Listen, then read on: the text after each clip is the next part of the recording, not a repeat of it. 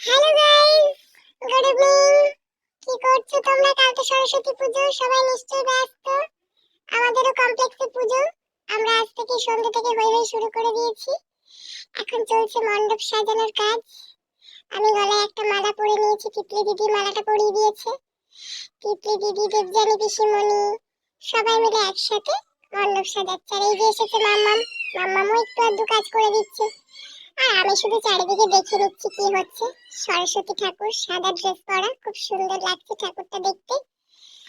সবাই একে অপরে ব্যস্ত। আর মণ্ডপটা তো দারুণ সাজানো হচ্ছে। এই যে নানান রকম সব আর্টিস্ট কাজ করা হয়েছে। আর সব দাদা দিদিদের আঁকা ছবি এখানে চিটানো থাকছে। আর এই হচ্ছে ডাক, হাঁস।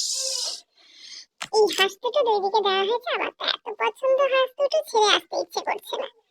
যাই হোক, কালকে আরো ভিডিও আসতে চলেছে, তোমরা দেখো। টাটা।